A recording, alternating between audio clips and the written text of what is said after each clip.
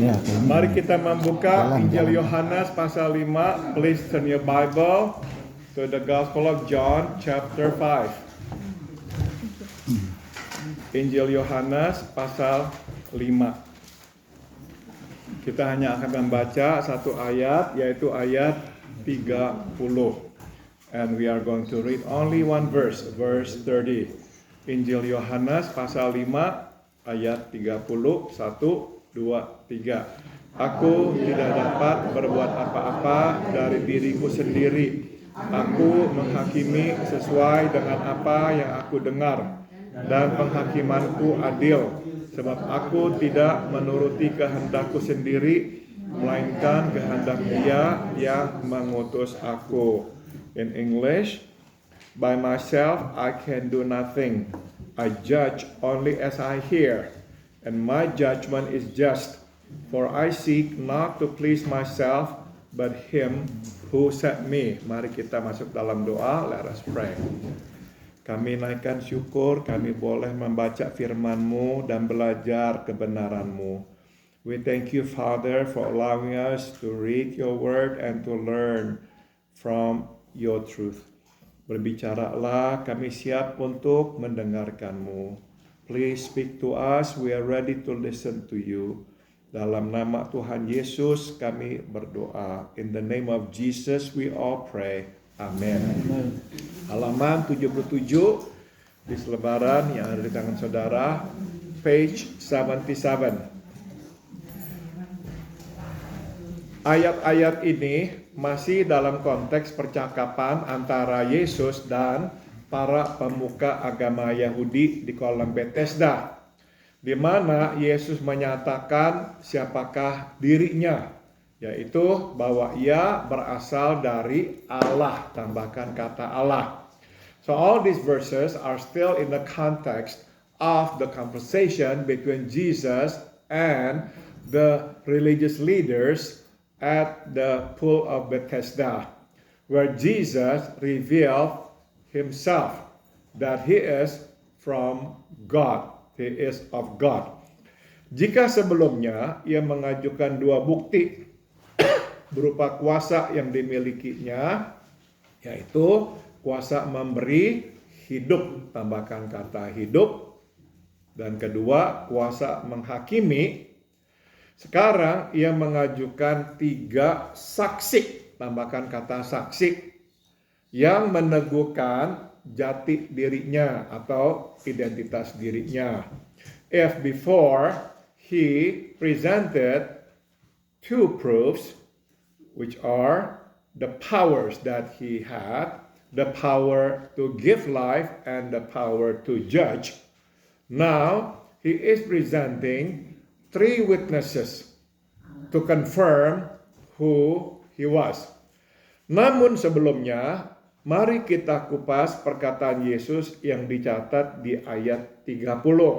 But before we go to that, let's now study the word of Jesus written in verse 30.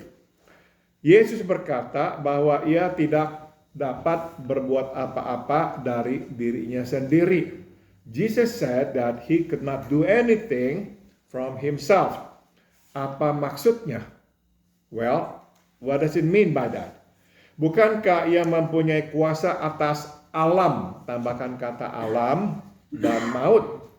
Doesn't he have power over nature and also death?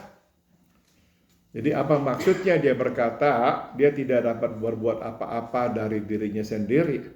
So what does it mean when he says that I cannot do anything, I can do nothing out of my own, from my own? Maksud dari perkataannya adalah bahwa ia tidak berbuat apapun atas inisiatif pribadi, tambahkan kata inisiatif.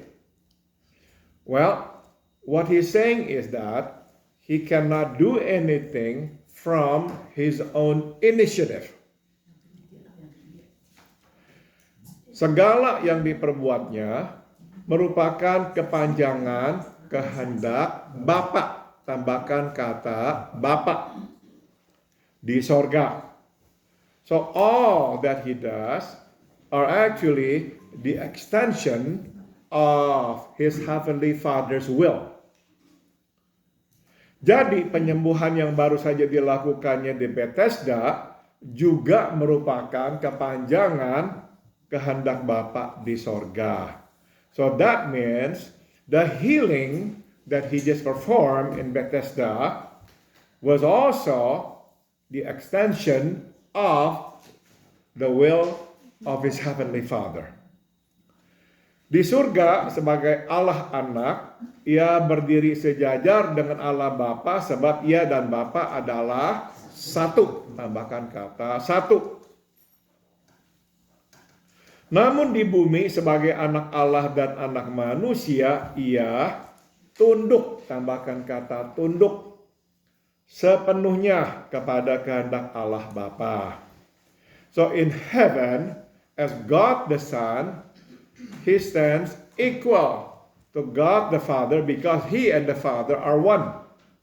But on earth, as the Son of God and the Son of Man, he submits completely to the will of God the Father.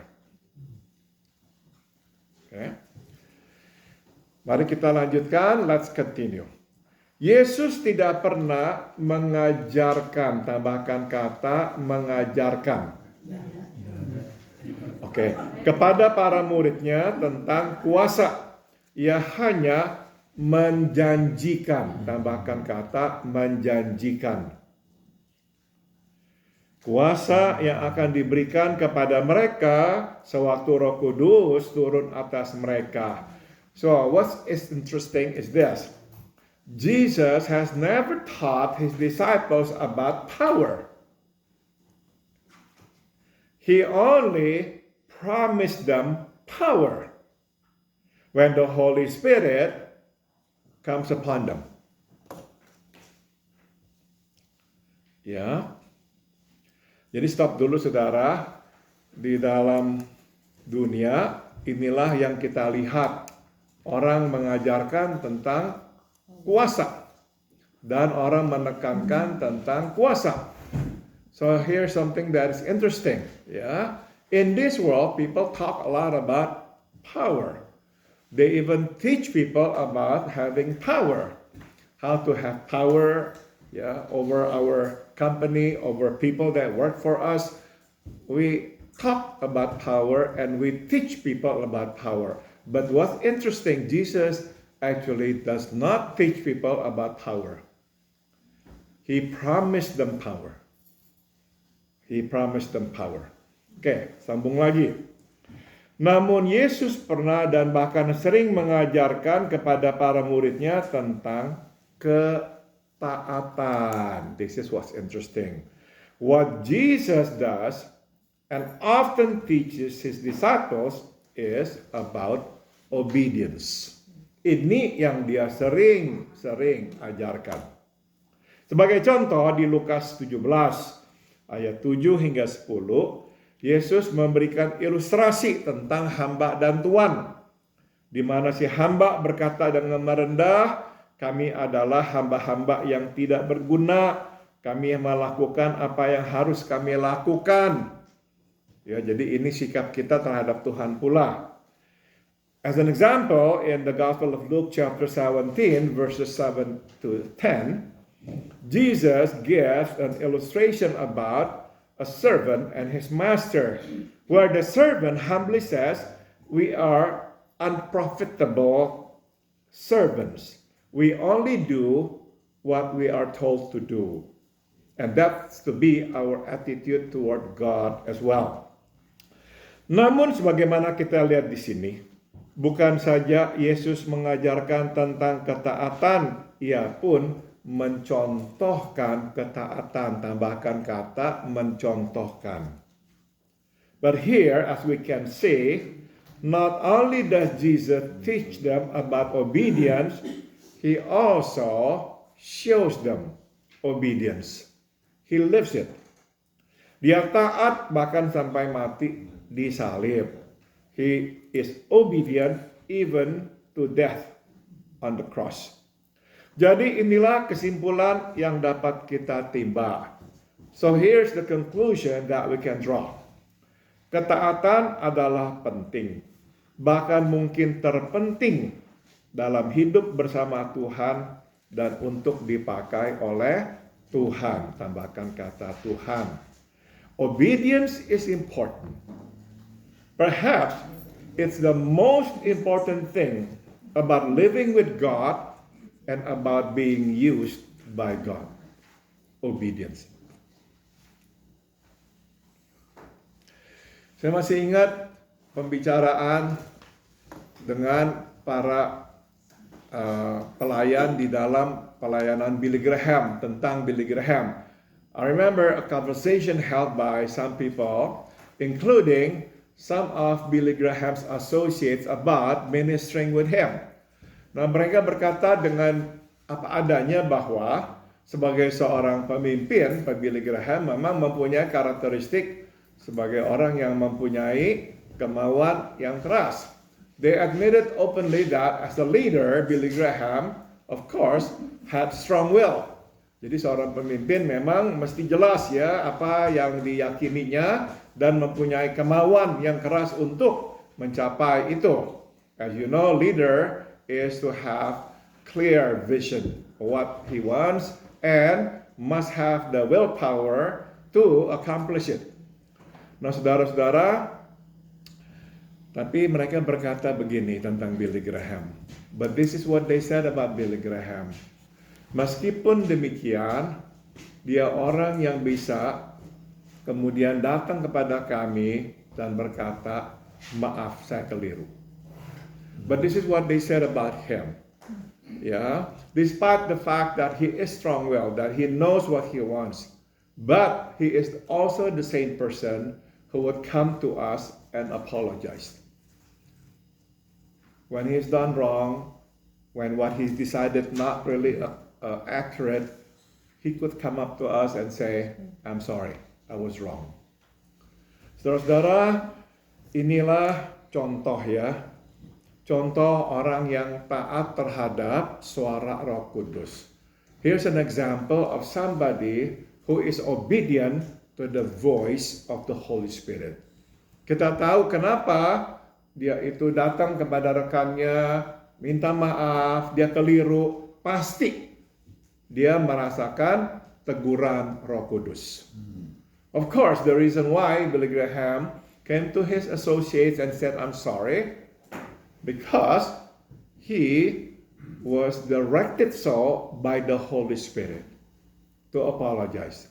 And he just did it. Jadi saudara, orang yang mau dipakai Tuhan mesti punya hati yang taat. You see, if you want to be used by God, we must have an obedient heart. Obedient to what? To the voice of the Holy Spirit. Saudara, lebih gampang kita ini menaati perkataan yang orang lain dengar. Supaya orang juga lihat kita taat kepada perintah atasan kita. It's easy to obey our superior who makes it clear what he wants from us. Because when we obey our superior, everybody else will see that we are being obedient to our superior. It is much harder to obey the voice of the Holy Spirit because nobody knows. Lebih susah menaati suara Roh Kudus sebab tidak seorang pun bisa melihat, mendengar suara Roh Kudus yang menyuruh kita berbuat sesuatu. Ya kan? So it's harder to obey the voice of the Holy Spirit because nobody knows if we decide to disobey. Nobody even knows either when we decide to obey. Nobody knows. Tapi kita tahu ya, yang penting itu. Mari kita sambung lagi. Kuasa dapat dilihat, ketaatan tidak selalu dapat dilihat. Tambahkan kata tidak. So we can then conclude power is visible. But obedience is not always is visible. Obedience is not always visible. Namun dalam hati kita tahu, tambahkan kata tahu, apakah kita taat atau tidak. Sebab Roh Kudus selalu bersuara. Ya, but deep down inside we know whether we are being obedient or disobedient, because the Holy Spirit speaks to us and we can hear Him when He tells us to do something. Kadang-kadang orang bertanya kepada saya, bagaimana tahu itu suara Roh Kudus? Kalau itu susah dan berlawanan dengan kemauan kita, besar kemungkinan itu suara Roh Kudus. Sometimes people ask me, how do you know it's the voice of the Holy Spirit? Here's my answer. If it is hard, if it is against our human nature, most likely it is of the Holy Spirit. Could you repeat that, please? Okay. If it is hard, if it is against our nature, most likely it is of the Holy Spirit. Ya. Seringkali saudara, Roh Kudus bersuara kepada kita berlawanan dari kemauan kita, ya kan? Oftentimes the Holy Spirit tells us to do something contrary to what we want. Ya, makanya tadi kesaksian rekan-rekan Billy Graham bahwa dia seorang yang kuat, seorang yang keras, seorang yang punya kemauan, tapi dia juga seorang yang bisa datang kepada kami dan berkata, saya salah. Ya, Billy Graham's associates give a very good testimony about him. Yeah, he's a strong-willed man, he's a leader, he knows what he wants, but when he has something that he has to say to us that he's done wrong, he has no hesitation to come to us and so I'm sorry. Kenapa he says sorry? Of course, the Holy Spirit instructs him to say sorry. Sambung lagi. Ia menyuruh kita melakukan sesuatu atau sebaliknya melarang kita melakukan sesuatu. Tambahkan kata melarang. So the Holy Spirit will tell us to do something or conversely to prohibit us from doing something. Hanya kita tahu apakah kita taat atau tidak. You see, only we know whether we are being obedient or not. Only we know. Waktu kita berkata, nggak usah kebagusan lah, apalah.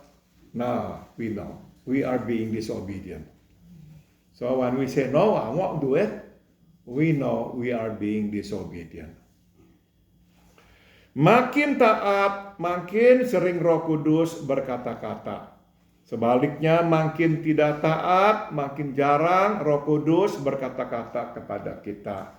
So the more obedient we are, the more responsive we are to His instruction, the more frequently the Holy Spirit will instruct us, will talk to us, will tell us something. Conversely, the more disobedient we are, the more scarce the Holy Spirit will tell us things. Karena akhirnya Roh Kudus memutuskan, menyimpulkan, percuma. Kita tidak mendengarkan kok. Because in the end, the Holy Spirit will conclude, well, it is no good. Why should I tell him? Again and again. He won't do it anyway. So again, the more obedient we are, the more He will talk to us. The more disobedient we are, the less frequently He will talk to us. Nah, ini yang bahaya, saudara. Kenapa? Begini, saudara. Begitu Roh Kudus jarang berkata-kata kepada kita, berarti kita kan nggak lagi mendengar Dia berkata jangan. Ya kan? Ya. Berarti kita makin percaya bahwa kita ini benar. You got it. What's dangerous about this state is the less we obey Him, the less frequently the Holy Spirit will talk to us, which means the more confident we are that we are right. Because after all, we don't hear Him say anything We just assume because he doesn't say anything, we are on the right side. But it's actually on the wrong side. Makanya saudara kita mengerti kenapa orang yang berdosa seperti Raja Saul makin hari makin berdosa. Now we understand, ya. Now we can explain why somebody like Saul, as time goes by, the more he deviates from the will of God. Ingat ya saudara-saudara, Saul itu awal-awalnya orang yang dipakai Tuhan loh. Remember, in the beginning, Saul was used by God. Siapa yang pilih Saul? Tuhan. Who chose Saul to become king? God. God. He did not nominate himself. He did not crown himself. No. He did not want to be a king. He was so scared. It was God who appointed him to be the king of Israel. Tapi makin dia tidak mendengarkan. Mula-mulanya ingat ya, Tuhan suruh dia untuk benar-benar melenyapkan orang-orang Amalek. Dia nggak lenyapkan semuanya, binatang-binatangnya. Dia ambillah apa segala macam. Nah, jadi mulai dari tidak taat terhadap orang perintah Tuhan dalam peperangan dengan Amalek, akhirnya apa tau yang paling gila? Dia membunuh imam Tuhan, saudara-saudara, di Nob. From disobeying the Lord's, in regards to the war with the Amalekites, in the end, he killed the priest of God and his whole family. His whole family. Only one son, I think his name is Abimelech, who was saved. Everybody else was killed by Saul, the priest of God. Even when he told his soldiers to kill the priest of God, nobody laid their hands on the priest of God except this Edomite named Doeg. The rest did not even dare to lay hands on the priest of God. Yang lain nggak ada yang berani. Waktu Saul bilang bunuh imam-imam Tuhan, nggak ada yang berani. Hanya ini orang Edom yang bernama Doeg. Saudara, now we understand why people can go so far away and not knowing it. Because they disobeyed the voice of the Holy Spirit. The more you disobey, the more far off, the more you stray, and the more alone you will become. And that's a very dangerous state. Sambung lagi. Pada akhirnya, bila kita terus tidak taat, Roh Kudus akan berhenti. Tambahkan kata berhenti. Berkata-kata, Ia akan membiarkan kita. So in the end, if we continue to be disobedient, the Holy Spirit will cease talking to us. He will let us be. Di saat dibiarkan itulah kita memulai perjalanan menuju kehancuran. Tambahkan kata kehancuran. Baik itu kehancuran yang kita timbulkan sendiri, tambahkan kata kita, atau kita dihancurkan oleh Tuhan sendiri, tambahkan kata Tuhan. So, when the Holy Spirit finally says, okay, because you don't listen up anymore, I'm going to let you go. You are on your own now.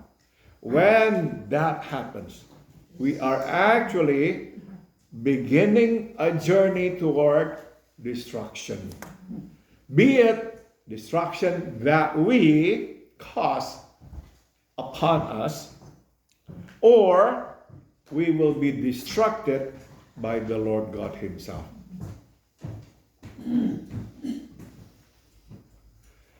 Ya, Yesus mengemukakan bahwa penghakiman yang dilakukannya adalah benar dan adil, sebab Ia menghakimi sesuai dengan kehendak Bapa di sorga. Tambahkan kata kehendak. Jesus says that His judgment is right, is just, because he judges in accordance to the will of his heavenly Father. Mungkin kita bertanya-tanya, apa maksud perkataan Yesus dengan penghakiman di dalam konteks penyembuhan di Bethesda itu? Perhaps you are wondering, what is the meaning of the words of Jesus here about judgment in the context of healing in the Bethesda pool?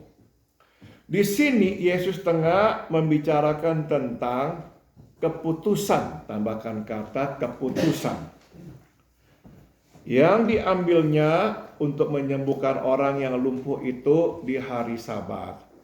Here Jesus is talking about the decision that he makes to heal that lame man on the day of Sabbath. Keputusan atau penilaiannya benar. Ia tidak bersalah, tambahkan kata bersalah, menyembuhkan orang lumpuh itu. So what Jesus is saying here is that his decision is right. His judgment is correct. He's not wrong in healing that lame man. Dengan kata lain. On Sabbath, right? I'm sorry? On Sabbath. On the Sabbath, I'm sorry. On the Sabbath day. Dengan kata lain, keputusan atau penilaian mereka lah yang keliru. Mereka tidak melihat dan menimbang dengan benar dan adil. Simply put, he's saying their decision, their judgment is wrong. They do not see, they do not judge correctly. Itu maksudnya. Mari kita akhiri. Tidak seorang pun suka salah. Dan tidak seorang pun suka disalahkan. Tambahkan kata disalahkan. Nobody likes to be wrong. Nobody. And nobody likes to be blamed. Sesungguhnya kita tidak suka disalahkan bukan hanya oleh manusia, tetapi juga oleh Tuhan. Tambahkan kata Tuhan. Well, the truth of the matter is, we don't like to be blamed, to be proven wrong, not only by men, but also by God. Itu sebab kita kerap mengeraskan hati dan menolak bimbingan Roh Kudus. Kita berkata bahwa kita benar dan Tuhanlah yang salah. That's the reason oftentimes we harden our hearts. We refuse to hear the guidance of the Holy Spirit. We say we are right and God is wrong.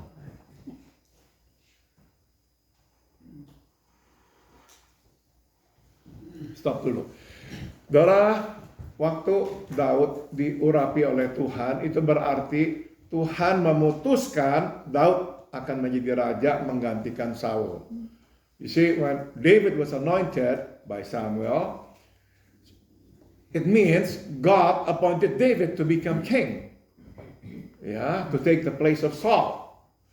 Waktu Saul mengeraskan hati tidak memberikan kesempatan itu kepada Daud, dengan kata lain, dia berkata secara tidak langsung, Tuhan salah.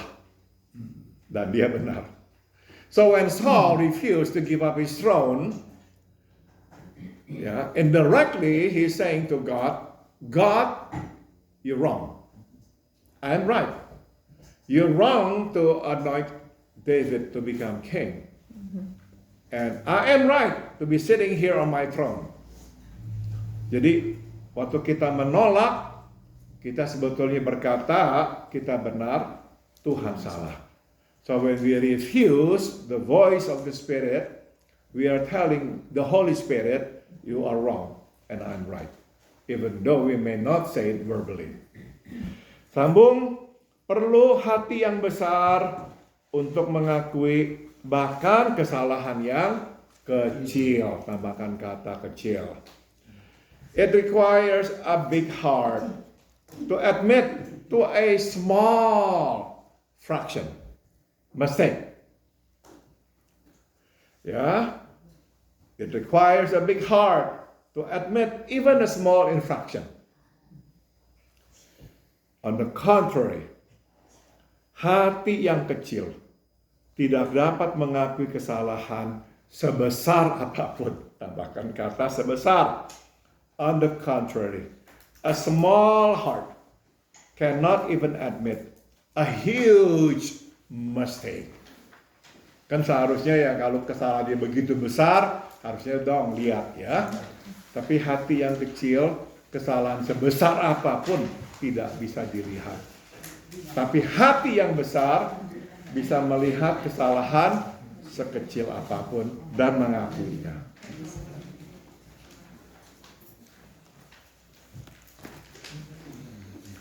Jelas? Ada pertanyaan? Har? Thank you. Apakah generasi setelah Pentakosta, ya, termasuk kita sekarang anak-anak Tuhan, itu dapat satu privilege karena Roh Kudus sendiri, Tuhan sendiri ada dalam hati. Sedangkan kalau ya, sebelum Pentakosta itu Roh Kudus hanya hinggap dan untuk menegur mereka perlu nabi. Apakah itu? Oke, pertanyaan yang bagus sekali dari Har. A good question from Har. Can you turn off the video? Thank you. Saudara-saudara, pertanyaannya